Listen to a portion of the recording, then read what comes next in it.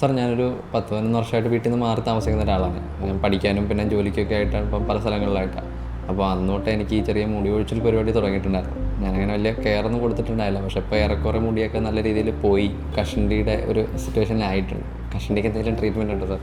ഇവിടെ അത്യാവശ്യം നന്നായി പോയിട്ടുണ്ട് അല്ലേ, നെറ്റിയും കയറിയിട്ടുണ്ട്.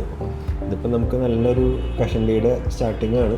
നമ്മൾ മരുന്നുകൾ സ്റ്റാർട്ട് ചെയ്യണം, പറ്റാനുള്ള മരുന്നുകളാണ്.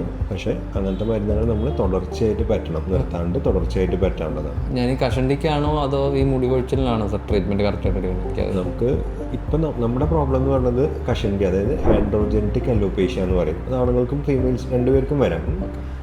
പിന്നെ അതല്ലാതെ നമുക്ക് മുടി കൊഴിച്ചിലുണ്ടാവാം, അത് വേറെ ഒരു സംഭവമായിട്ടാണ് നമ്മൾ ട്രീറ്റ് ചെയ്യുക. നമുക്ക് പ്രോബ്ലം നല്ലൊരു കഷണ്ടിയുടെ കാര്യങ്ങളാണ്. അതിന് നമ്മൾ എന്തായാലും പറ്റണ മരുന്നുകൾ സ്റ്റാർട്ട് ചെയ്യണം, കണ്ടിന്യൂസ് ആയിട്ട് ഉപയോഗിക്കണം. മരുന്നുകളൊക്കെ ഭയങ്കര സ്ലോ ആക്ടിങ് ആയിരിക്കും. അപ്പോൾ അതിന് സപ്പോർട്ടീവായിട്ട് നമുക്ക് ചെയ്യേണ്ട കാര്യങ്ങളാണ് PRP, പ്ലേറ്റഡ് റിച്ച് പ്ലാസ്മ എന്ന് പറയുന്നത്. അതിൻ്റെ കൂടെ നമുക്ക് അതുപോലെ തന്നെയാണ് GFC, ഗ്രോത്ത് ഫാക്ടർ കോൺസെൻട്രേറ്റ് എന്ന് പറയുന്നത്.